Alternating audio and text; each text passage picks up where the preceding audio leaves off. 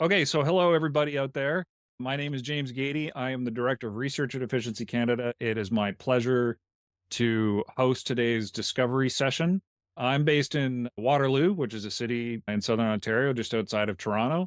It's based on the traditional territories of the Neutral, the Anishinaabe, and the Haudenosaunee peoples. If you're not familiar with the Discovery Session, this is a bi-weekly webinar that Efficiency Canada hosts. The purpose of the webinars is to really bring together the energy efficiency sector and the people that are interested in energy efficiency, provide some opportunities to learn about all the really cool and interesting things that are happening in this sector across the country, and we try to highlight new research, findings from pilots, and relevant topics and innovations in the energy efficiency sector. So today we're joined by Donovan Woolard, who is the co-founder and CEO of Open Technologies, and Charlie Ocon, Coin. O'Coin, yeah, Senior Manager of Client Relations in Multi-Unit Housing at the CMHC. And our topic today is climate-friendly housing renewal, the role of virtual assessment in making non-profit housing retrofit more accessible. Okay, so with that, Donovan, I'll pass it to you, and hopefully you can share your slides. Yeah, thanks, James, and hi everybody, and thanks for joining today's conversation. I'm joining you today from Vancouver, which is on the traditional and unceded territories of the Coast Salish peoples, more specifically the Squamish, Musqueam, and Tsleil-Waututh.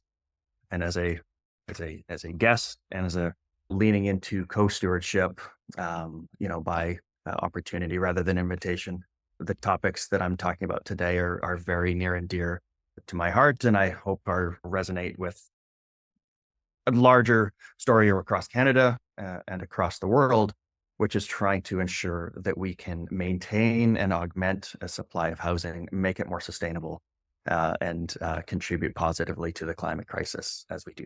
As I shift into talking about the role of virtualizing some parts of the retrofit planning cycle more broadly, I'll start with some context, which is the open technologies context, just so you have a better sense of who's talking. And I'm talking from the perspective of a company, Open Technologies, that is, as I said, based in Vancouver. And we are completely mission and business focused on using software and data insights to drive decarbonization across cities and across the built environment of cities. We work with policymakers, capital providers, and various participants in the real estate sector, including the affordable housing sector. And across all of the work that we do is trying to make it easier to ingest building attribute and building performance data for multiple purposes, including removing some of the complexity and increasing some of the value that can come from putting that into the hands of decision makers, whether they're making decisions around smart climate-focused policy, or whether they're making the focus on smart climate-focused capital programs like Charlie is going to talk about, or making decisions within their own building or a collection of buildings. So we do this for obvious reasons, that the climate crisis is real, and that buildings in their operation as well as their production are a major contributor to that. And the nice thing is that across the world, most governments, many capital providers, and an increasing number of private and public sector property owners are recognizing the imperative to join the drive to decarbonize buildings and to do it as quickly and as comprehensively as possible. There are many reasons to do this, and it's certainly framed around the climate benefit itself, and looking at sustainable housing renewal in the affordable housing sector in particular. In addition to seeing this as an opportunity to really help to reduce the climate impact of a bunch of buildings that are contributing more than they need to climate change, there's also a need, as I said, to drive more and more livable housing. A more sustainable building, a renewed building, is a better place to live and has lower operating costs.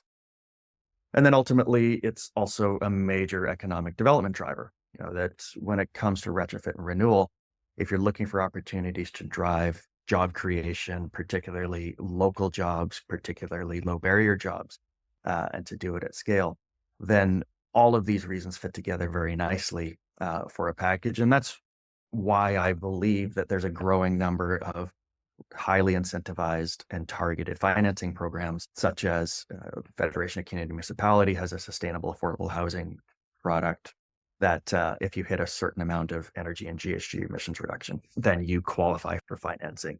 Canada Infrastructure Bank drives energy and efficiency changes, improvements through their financing program. But I think particularly for this sector, but also as a model to follow for other financial institutions, CMHC, Canada Mortgage and Housing, has really been a leader in trying to drive things, and through the Canada Greener Affordable Housing product focused on the nonprofit sector in particular. So I should stop talking about it and let Charlie talk about it, because he was certainly very active in its creation and management, to talk about what the program is and some of the deal flow supply challenges that are relevant to this conversation. So the greatest thing to hit Halifax since Nathan McKinnon, Charlie Coyne. Go ahead. Love the intro, Donovan. And yes, I did stay up late to watch that game last night. A few Blue Nosers playing in the game. So thank you, everyone. Really happy to be here. So my name is Charlie O'Coin. So I'm a senior manager of CMHC, intimately connected with the SIGA program. And I've known Donovan for a couple of years. So Donovan's company has received funding through CMHC through the Housing Supply Challenge, and specifically to address some of the challenges we're facing today with the large number of existing buildings in Canada that are not energy efficient. And so what is SIGA? So SIGA is the Canada Greener Affordable Housing Program, which is a program the government of Canada is committed to achieving net zero emissions by 2050. So what's the government looking to do? They're looking to do this at a more holistic level. And buildings, in order to achieve this, buildings must be retrofit to reduce greenhouse gas emissions and energy consumption, therefore increasing their climate resilience in an affordable way. SIGA, at its core, is an energy retrofit program. So there's several programs currently with CMHC from a Government of Canada standpoint. But SIGA is an energy program. It's not necessarily an affordable housing program, but it's targeted to affordable housing providers. So SIGA will support the completion of deep energy retrofits to existing affordable housing buildings that serve lower income households and those in greatest need by making the transition to net zero more affordable and sustainable. So in the last several budgets, I guess 2021, 2022, the government's investing $1.2 billion over 4 years. So the 4 years started in 2023. So we're now almost 2 years into the program, and it's expected to wind up in 2028. But I guess there's still some uncertainty under, the current federal landscape. But so what is SIGA? So SIGA is, as I mentioned, it's an energy retrofit loan program. It supports multi-unit buildings. So anything 5+ units to affordable housing providers, including cooperatives, co-ops, not-for-profit housing, and government agencies, municipal agencies, and so on. Private sector is not eligible, unfortunately. It is targeted to nonprofits. And so the climate outcome SIGA is looking to achieve is 70% reduction in energy consumption, as well as 80% reduction in greenhouse gas emissions. As I mentioned, it is a climate outcome program. When it comes to SIGA, so again, from a program standpoint, the key objective is to assist affordable housing providers to complete deep energy retrofits on their multi-unit residential buildings. Deeper reductions in energy consumption, greenhouse gas emissions, improve building quality, adapt to climate change and extreme weather events, and essentially make the transition to a greener building more affordable and sustainable by providing the necessary financial support. So what are eligible activities under SIGA? So retrofit measures systems, software, and/or equipment related to increasing buildings' energy efficiency and decreasing associated GHG emissions in the unit and/or building. Repair and maintenance that enables or is codependent on the energy retrofit. Renewable energy, climate resiliency measures that enable the building and its tenants to be protected against extreme climate events, and essentially closing costs related to the loan. What type of funding is available? As I mentioned, so we're up to $1.2 billion over 4 years, which is a combination of forgivable and repayable loans. So CMHC will fund 100% of eligible retrofit costs up to $170,000 per unit, which is again a combination of repay and forgivable. forgivable loans is currently calculated as a lesser of 85,000 per unit or 80% of eligible retrofit costs. And so from a program standpoint, as I mentioned, this is a climate program and CMHC is committed to delivering on the outcomes the government has given to us. But there's been some challenges. Some of the challenges exist in achieving the outcomes that the SECA program warrants. And this is where Donovan's company comes into play. So some of the challenges we've seen are on the cost. So the cost of achieving the outcomes in the program, the energy audit, energy modeling, all have a price. And so this is where we see the value in what Donovan's company is bringing, in that lowering that price to nonprofits to be able to demonstrate that they're able to meet the SECA objectives. Donovan, you want to jump in? And Sure. Yeah, I can take it back here and bring the slide deck back up. I'll pick up the narrative again from here. And yeah, as Charlie was completely identifying there, that across the board and many hours, many weeks of interviews with people across the housing and building continuum have reinforced that the traditional steps to diagnosing which of your buildings are the best candidates for a set of actions, whether it's driven by SEGA in this use case or whether it's driven by asset management more generally, that first step of assessing on a traditional engineer-driven energy assessment and energy modeling process is very expensive and very slow. And so that's the central gap that we and others in this space have decided to focus on. There are 6 million large buildings in Canada and the US, and many of them are multi-unit residential buildings, certainly. And if we were to take the traditional engineer-driven approach to assessing which ones are the best candidates for SEGA or other programs and how and why, then the cost invested in that is $120 billion. And it's many years that we just don't have on the basis of the climate imperative. And because of the critical importance of very scarce engineering talent that we just don't have enough of, if there are opportunities to free that up for higher and better use and more detailed retrofit planning down the road, then the hope and expectation is that's a win. So I'll put it into a particular context in the case of Concert Properties. National portfolio owner of commercial and residential properties, strong leadership that included aggressive climate targets. And going through the process that I was just identifying at an average of $27,000 per building to get energy studies, which ultimately ended up in static PDF reports, many months and $500,000 or more to get insights that are useful, but that are not ultimately designed. And so that is one of the central challenges that ourselves and others in the space are looking to address. We're incredibly grateful to have the support of CMHC, as Charlie mentioned, in developing what we call the Affordable Housing Navigator, which is targeting exactly this. At a portfolio level, if I'm a capital management lead at an affordable housing provider, which of my buildings are the best candidates for retrofit and retrofit financing programs like SEGA?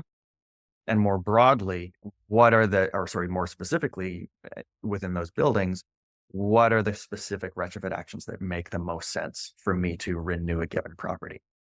Or if through some analysis we realize that the cost of renewal, the cost benefit of renewal is not aligned, or there's a site where we want to add more density anyways, then there's a companion tool focused on new construction, which if we flip over to the development teams within nonprofit housing providers, to be able to assess within a given site or across a few different sites that are candidates, what are the scenarios that are the best reflection of my mission objective around housing people, my performance preferences, and the very, very real financial constraints that impact me, including incentives from CMHC and FCM and other sources, but really bundling that into a financial picture. But at the heart of both of these things is an energy modeling engine, which is designed to replicate what a traditional on-site assessment would give us as results, but through many hard-working robots for the application, getting a sense of, with way fewer inputs, and ideally not even needing to go to site at all, coupled with a local weather and climate context, what can we replicate in terms of, for a smaller set of building data points, for example, from Energy Star Portfolio Manager, from monthly utility data, from other inputs that either a building owner or an engineer that loves them might want to produce. Can we start to replicate what a traditional energy model would give, and the decarbonization planning component of that? And increasingly, I think the sector is starting to recognize that, yes, absolutely, there is a role to be played by virtualizing these parts so that engineers can focus on the more detailed planning stages. So I'll just give a visual demo on screen of how it looks in the open context, and there are other providers that have other expressions of this as well. But so this is a real nonprofit housing provider. It's not at 123 Main Street, as I'm sure you can imagine. But so you can see on the top level, we've collected a few of the core building attributes: its age, its size, its number of units, and information about its current mechanical systems, what have you. The primary goal is to help the user input a certain set of performance objectives. In this case, it's a SIGA use case where they're focusing on a 70% energy and an 80% GHG emissions reduction. Running an optimization, running a model specifically for that building, you can look at it in the context of the lowest overall cost of carbon abatement, lowest total project cost or incremental over more like-for-like replacement, and get first what the engine suggests is the most effective way to get to a performance objective with your financial optimization preferences in place. And so in this instance, it's a series of, I believe, 7 measures. But if the roof was up for replacement anyways, then it could be added into the mix. Or if your heating system has a couple more years of useful life on it, you can modify that or push that further into the future to get more of a multi-year capital plan. But it's ultimately designed to be an interactive tool to guide a user towards seeing what is the optimal pathway, not just in general, but for my specific building with our particular capital planning context, that will get us to the series of performance objectives that we like. And you can save multiple scenarios. And then ultimately, if you would like to save and share both your preferred scenarios or the ones that you considered but decided to rule out, but that your board or your capital providers are going to ask you about it anyways, you can export these and share those, and away you go. So to sum up, the elements of a strong decarbonization planning approach are that it's rooted in real building attribute and real building performance data, and that there's a calibration between a real set of building attributes and a real set of performance metrics that drive an effective vision for that building. It's not just based on model presets. That it accounts for localization in climate and in costing. Our objective is to provide a Class D costing estimate, which is directional, so that the more detailed analysis can be directed into refining that to the ultimate financing grade approach. And that through interactivity and various optimizations, that users can, without too much technical knowledge beforehand, can essentially democratize energy planning and retrofit planning to move forward with the vision, which is not just the one that pencils out the most effectively, but is also the one that suits where an organization and their tenants are at. Yeah, really looking forward to the chat and discussion, and thanks, Charlie, for contributing. Would certainly love to hear from folks, whether if you're in the housing sector or if you're just interested in the role of virtual assessment more broadly. Happy to take your call, and looking forward to starting some of this conversation right now. Okay, great. Thanks, Donovan. Thanks, Charlie. That was really interesting. I see there's a couple questions coming in. I'm just gonna give people a second to add any that they're still working over in their minds. I had one, and maybe sort of if I missed this, Donovan, but you said that the modeling is calibrated to physical assessments, but have you done studies to figure out to what extent does it align, or is it, what's the word I'm looking for, correspond with a physical assessment of a specific building? Yeah, so part of a big chunk of what we've been doing for the last couple of years is going through technical validation processes along the lines of what you're talking about.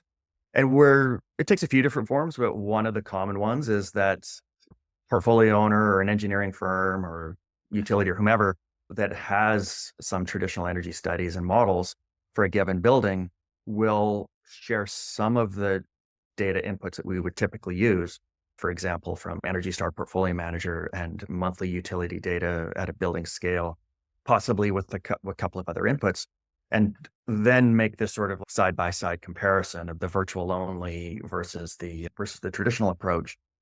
And particularly over the last couple of years, there's been this sense of, broadly, do virtual solutions give us high fidelity results and comparable results? And then in particular, who are the providers that are the highest fidelity? And the most validating thing is that increasingly the answer to the first question is yes, that there is a very, a close correspondence between the two different approaches. And that's what I think, and I don't want to speak for Charlie and his team, but has allowed them to see if a critical barrier to deal flow for SIGA is the cost and time that goes into the traditional ASHRAE type energy studies and models. If the traditional approach is adding cost and complexity and time and risk that is not serving the need, and we can have an engineer sign off on a virtual assessment instead, does that get us to where we need to be? And so we're seeing that there's a lot of leadership at CMHC, and we're hoping to see that from other financial institutions in the near future as well. Yeah, it's those side by side comparisons. We do a lot of them, but it's a natural step in this stage and trying something new. Awesome. Thanks for that. And I have more questions, but I see many people have added questions in the time that we were talking about that one. So I'm going to try to work my way through some of these. Okay. Got a question, I think, for you, Charlie, about the SIGA program. Is it applicable or to any public institutions, like maybe public schools or something like that? Yeah, no. So the only restrictions is really private sector. So if you're a public institution in any kind of shape or manner, would be eligible. But the underlying criteria is that you own buildings and that you're looking to do energy retrofits to your existing buildings. But yeah. Okay, cool. Thanks. Okay, so next question, and apologies, I'm not a great building science expert here, so I'm going to try to make this to ask it in the right way. How do you deal with the electrical load limitation when decarbonizing HVAC systems for fossil designed buildings? And then there's a follow-up to that, addressing the life cycle performance under hotter climates from climate change. Yeah, so great questions. And so what we do focus on, because there are a bunch of things that are generally unknown at this stage in planning. And one of those is on-site electrical supply, as well as capacity to improve it. So what we are able to put on screen is impacts of decarbonizing and building on peak load. And so I've taken it off screen now, but it was there that if, for example, if you have a plan to decarbonize, take out the boilers, natural gas boilers, and replace that with heat pumps, for example, there's a lot of positive benefits that come from them. And one of the things that you're likely to do, particularly if you're not investing a lot in the energy efficiency of your envelope, is increase your peak load. And so that is certainly quite modelable and is on screen. And this would be a classic example of that would be the handoff point to the engineer to take the freed up time and budget to go and really dig into that electrical load analysis and see. We can also, run simulations for give me the best pathway to a given level of performance with current electrical peak. And what you see in there would be in general a shakeup in the conservation measures towards a higher investment in a building envelope, which essentially means that for the time that you want to keep heat in or the time that you want to keep heat out in the summer, that any energy you're consuming to achieve your desired climate internally is not just leaking out through the walls. And yeah, so it's what we can do modeled with the data, which is generally available, is provide the peak. And then if the if it's looking like a 2 times increase in peak load, then that would certainly be a place to go and look at whether you really do have a viable option for this particular building. Great. Thanks. Thanks, Donovan. A couple questions. I think they're related actually, and that's around any outreach that either of you are doing to reach out to co-ops or nonprofits, or is it more of a they find you thing at this point? Or Yeah, you're partly looking at it. Go ahead, Yeah. Don. Go ahead. Sure. Yeah, it's we would love to work with as many co-ops and nonprofits as possible. We're a small organization. We do our best to reach out to folks and let them know that there's an opportunity to reduce the time and cost of this part of their plan by 10 times. But every opportunity we have to chat with, somebody that is, managing critical housing and is looking for ways to enhance it or provide more housing, those are conversations we want to take. And certainly I know that Charlie and his team talk to the sector on a daily basis as well. Yeah, and just building off of what Donna just said, from a CMHC standpoint, we have CMHC specialists across the country, and they tend to work with nonprofits, co-ops on a daily basis. And if a deep energy retrofit is in mind, then absolutely talk to your CMHC rep. And if you don't have one, then you can go to their website and navigate, and someone from CMHC will call you back. And if you're interested, we definitely have funding our program available for you if you fall into this category. okay, next question. It's around the accessibility of the software. From the slides, it looks very easy to navigate and easy to interpret. But I guess the question is, to what extent can it be used and understood by non-technical staff, for instance, board of directors? Yeah, great question. And particularly when we were undertaking this approach, we had a vision that the primary use case would be for the existing building side, that it would be the capital planning team or the energy planning team that would be certainly knowledgeable about their buildings, but not deep building scientists. And then similarly on the new construction side, that it would be used primarily by the development but again, not deep technical experts, and that it would be to help them support narrowing the search and narrowing the selection of possible development scenarios before engaging their engineers to take them to those next levels. But then as use cases like the SIGA one have shown, that where the tool can actually be used as part of a submission package, but signed off by an engineer, then we've actually added a sort of a graded approach. So our initial vision was that a non-technical building owner would be able to, complete a survey that, for example, when they're looking at the wall assembly, would be like, is it wood or steel or concrete walls? Or looking at windows, it would be single, double pane, triple pane. But if you do have the more specific information, you have the U value of those windows, you have the R value of the walls, if more specific information about the heating equipment, because you are a more technical person or you've got a technical report, then that further drives and constrains the model in a helpful way. And so you don't have to be non-technical, but you can certainly be non-technical.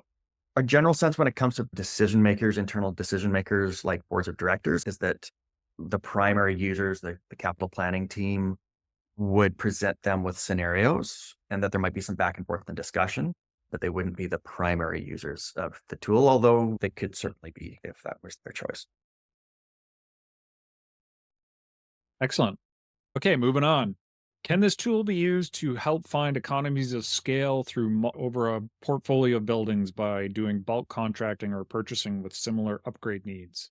Indirectly, certainly. Yeah. If you're assessing a portfolio and you want to see which ones are the best candidates for SIGA because there's a viable path to 70% energy and 80% GHG. Which buildings are maybe better candidates for FCM with its 25% reduction targets, et cetera. Being able to see across your portfolio which buildings, which actions, gives some transparency into where are we doing similar measures across these buildings. So like a bulk window purchase, for example, could be done.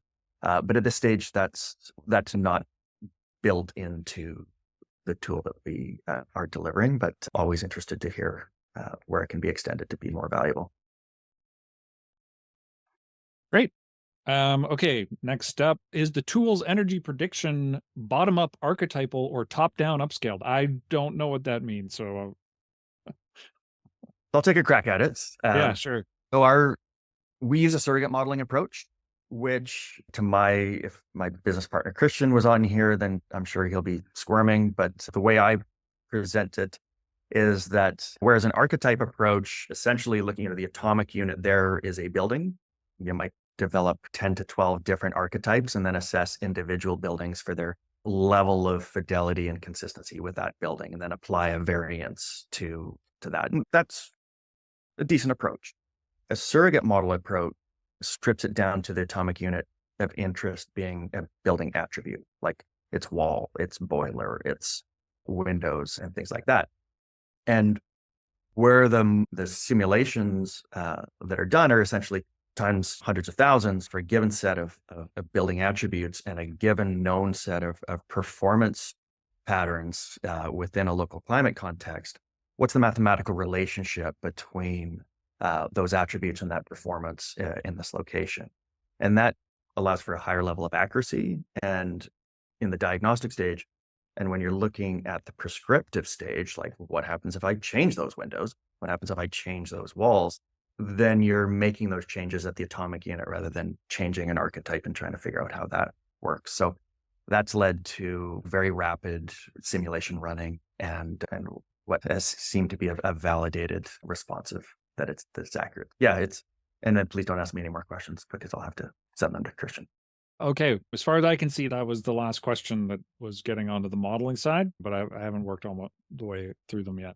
Okay, so there's another question here. Can you talk a little bit about risk management and virtual audits? Is there any statistical improvement yet clear related to doing things virtually?